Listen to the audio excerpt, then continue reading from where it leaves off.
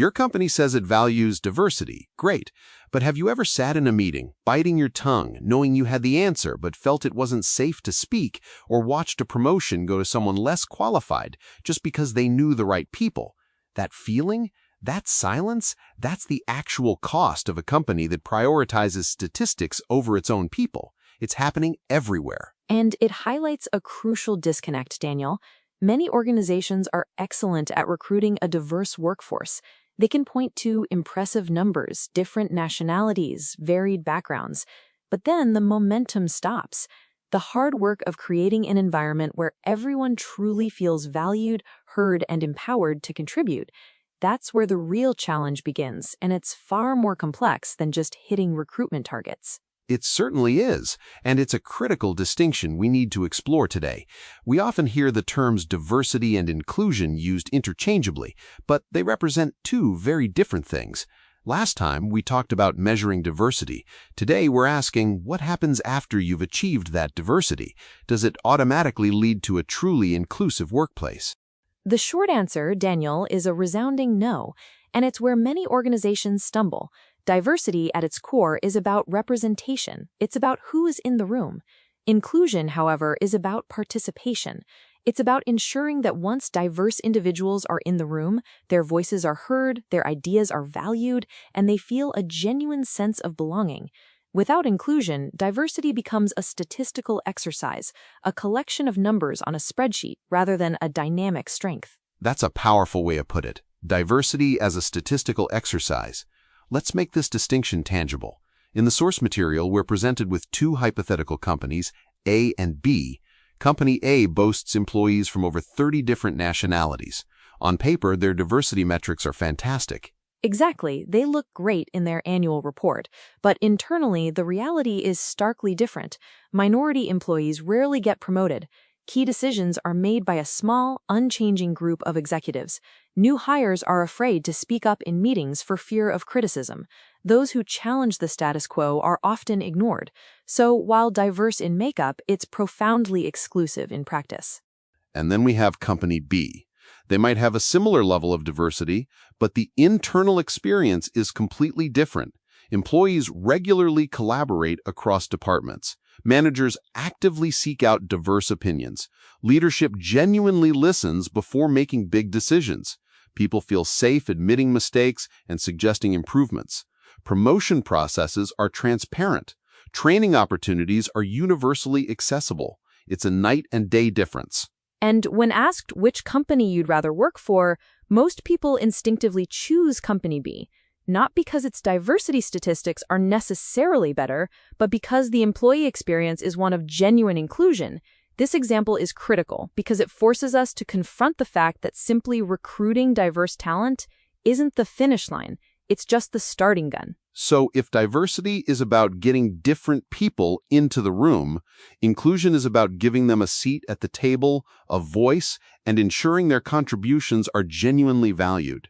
It's about shifting from "we have diverse people" to "our diverse people are thriving and driving innovation." Precisely. It's the difference between having different ingredients in a bowl and actually blending them to create a delicious, complex meal. The ingredients alone don't guarantee the meal. The process of combining and cooking them thoughtfully does. What drives that process? That leads us directly to the first critical requirement for an inclusive workplace: inclusive leadership.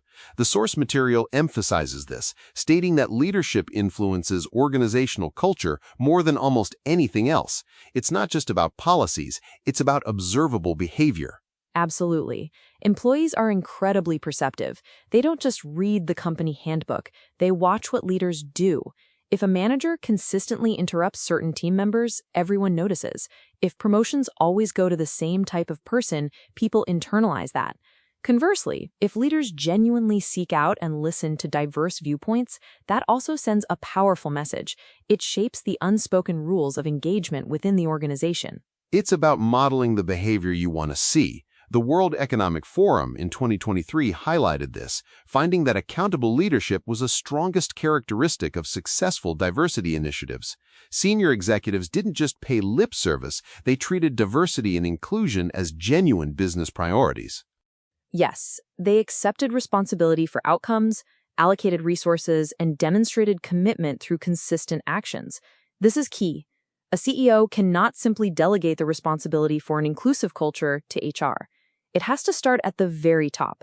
If senior leaders fail to embody inclusive behaviors, employees quickly recognize the hypocrisy, and any initiative, however well-intentioned, is doomed to fail. So the message is clear. Culture trickles down from the top. If the leadership isn't authentically committed and visibly demonstrating inclusive practices, then the organization's efforts will largely be seen as performative. That's right. It's about walking the talk. The sincerity of leadership's commitment is the bedrock upon which an inclusive culture is built. Without it, you're essentially building on sand. This often means leaders having to challenge their own biases and assumptions, which isn't always comfortable. Which brings us to our next crucial element, fair opportunity. This is where the rubber meets the road for many employees.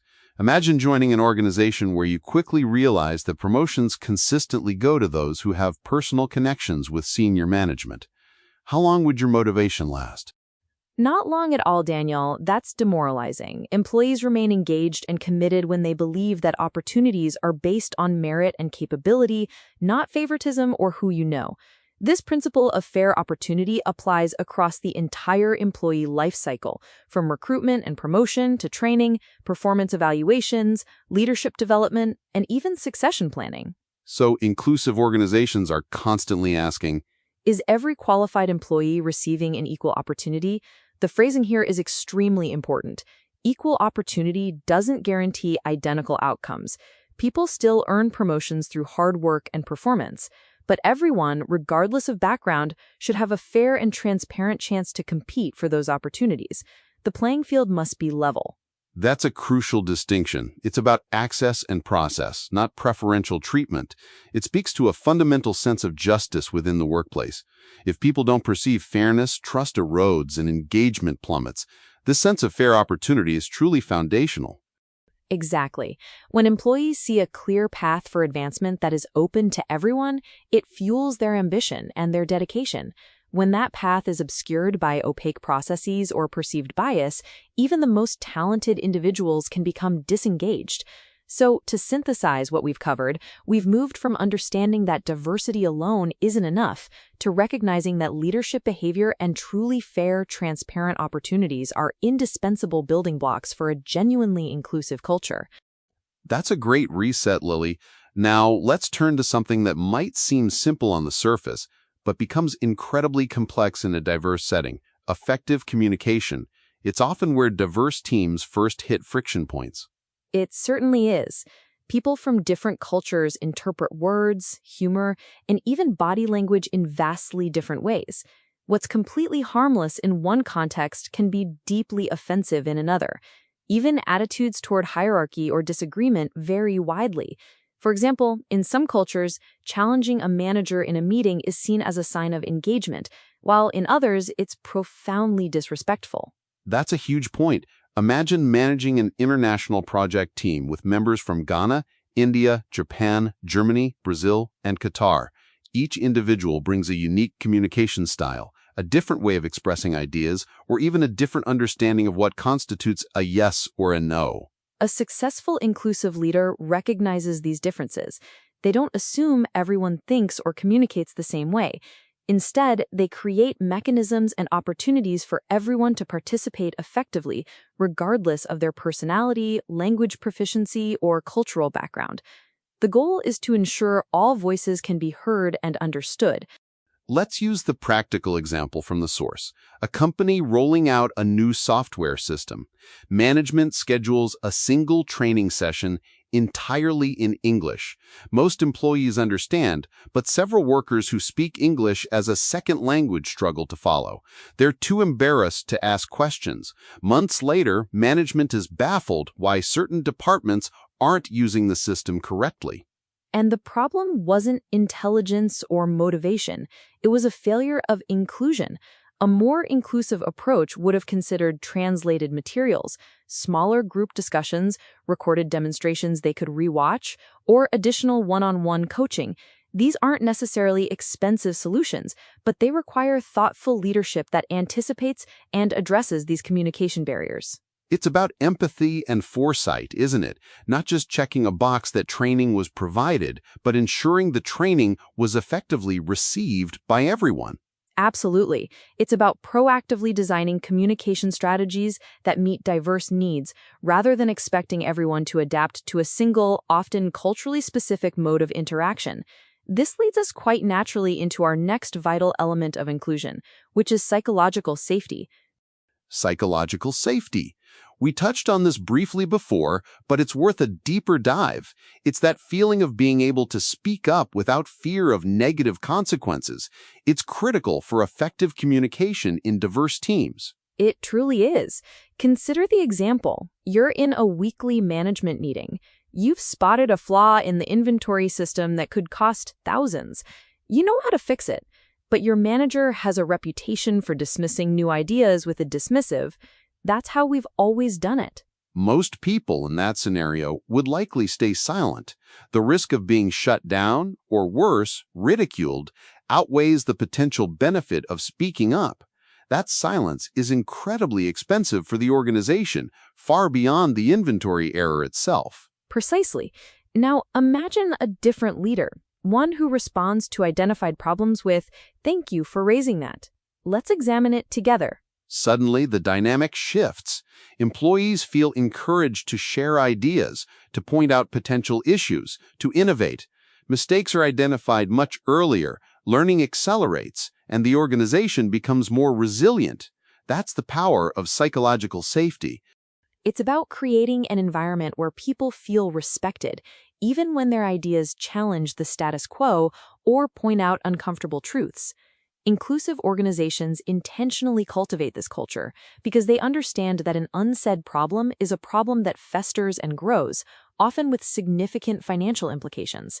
The silence can be devastating. It's a subtle but profound difference in leadership style. It requires leaders to be vulnerable, to admit they don't have all the answers, and to actively solicit input, even when it's critical. That's not easy for everyone. No, it's not. It challenges ego and entrenched hierarchies. But the payoff in terms of innovation, problem solving, and employee engagement is immense. This also touches on a point of tension, Daniel. Leaders might say they want feedback, they might say they encourage open communication, but if their actions consistently contradict those statements, like in our inventory example, then psychological safety simply won't materialize. There's a chasm between stated intent and lived reality that employees pick up on instantly. That's a very real tension. It's not enough to declare an open-door policy if the door effectively leads to a wall. The observable behavior has to align with the stated values, or the entire system breaks down. And this applies, I think, even more acutely to our next concept, belonging. Absolutely. Belonging goes beyond mere diversity and even beyond inclusion. It's about employees genuinely feeling accepted as valued members of the organization. Think back to your first day at a new school or job. There's that underlying question, will I fit in? Will I make friends? Will I be accepted? Organizations should recognize these fundamental human needs. It's a step further than just being included. You can be included in a meeting, but still feel like an outsider. Belonging implies a deeper connection, a sense of psychological safety and genuine acceptance, not just tolerance. Precisely. Employees who experience belonging generally exhibit higher motivation, stronger engagement, and a deeper commitment to the organization. As Duza notes, organizations are increasingly measuring indicators like belonging, psychological safety, fairness, and overall employee experience because these provide invaluable insights into whether inclusion is truly being achieved, not just claimed. So, how is belonging created? It's not something you can mandate or put on a poster. It must be built through daily interactions. Exactly. Small, consistent actions matter enormously. Managers remembering employees' names, recognizing achievements fairly, actively listening during meetings, specifically seeking input from quieter team members, providing constructive feedback without blame, treating mistakes as learning opportunities. These aren't grand gestures, they're the fabric of daily work life. It's a bottom-up and top-down effort, weaving into the very culture through these consistent positive behaviors. But I can see a tension point here too, Lily. Organizations often want a quick fix, a program, or an initiative to create belonging. Yes, they do. But belonging isn't an initiative, it's an outcome of a deeply inclusive culture built on consistent, respectful interactions. The tension is that leaders might try to manufacture belonging with superficial programs like a belonging week, rather than tackling the underlying systemic issues or behavioral patterns that prevent it from flourishing naturally. It takes consistent effort and genuine commitment, not just a one-off event. It requires understanding that individual experiences accumulate. That's a critical insight. It connects nicely to the idea that solutions for diversity and inclusion need to be tailored, not generic. The source material emphasizes this, avoiding generic programs and instead diagnosing specific challenges. Absolutely. One organization might primarily struggle with gender representation in leadership roles. Another might have issues with disability inclusion or face cultural barriers after expanding internationally. Copying a best practice from a different company without understanding your own root causes is often a waste of resources. It's like the healthcare analogy. A doctor doesn't just prescribe the same medicine to every patient. First, they diagnose the problem, then they recommend a specific treatment. Businesses should approach diversity management with the same diagnostic rigor. Diagnosis before action, evidence before assumptions. The World Economic Forum found that successful organizations first identify their specific challenges, define measurable goals that are relevant to their context, implement tailored solutions, and then continuously monitor progress. This approach makes initiatives far more effective because they address real organizational needs. It's a move away from performative action towards strategic, impactful change. This implies a deeper level of organizational maturity in its D&I efforts. Indeed, it means moving beyond a reactive or trend-driven approach to one that is proactive, data-informed, and deeply integrated into the business strategy. So, to briefly consolidate, we've explored how effective communication and psychological safety foster an environment where people feel comfortable contributing, and how that, in turn, cultivates a deeper sense of belonging. All these elements underscore the necessity of a tailored approach to D&I, rather than a one-size-fits-all solution. Excellent reset, Lily. Now let's broaden our perspective a bit. Inclusion isn't just an internal operational concern, is it? Organizations are increasingly realizing that how they treat people has significant external implications. It impacts their reputation and stakeholder trust. It absolutely does. Customers, investors, suppliers, governments, and communities are all observing how businesses operate. Imagine two companies offering similar products at similar prices. One builds a reputation for fairness, equal opportunity, and respect in its workplace. The other frequently appears in the news due to discrimination complaints or a toxic culture. For many consumers today, the ethical stance and internal values of a company are just as important as the quality or price of its products. People want to align themselves with organizations that reflect their values. Exactly. Inclusive workplaces don't just improve internal performance, they significantly strengthen a company's external reputation and brand loyalty. This connection between ethics, organizational culture, and stakeholder trust has been a recurring theme throughout our discussions in business and society. It's a powerful reinforcement that good business isn't just about the bottom line, but about responsible conduct across the board. Neglecting internal inclusion can have very real, negative external consequences. Which brings us to the final overarching principle. Creating an inclusive workplace is not a one-time project. It is an ongoing leadership responsibility. It's not a destination, it's a continuous journey. This is crucial because organizations often treat D&I as a temporary initiative, a box to check. But the source material makes it clear. Every single decision, every interaction either strengthens or weakens inclusion. Every hiring decision, every promotion, every team meeting, every training program, every performance review, every conversation.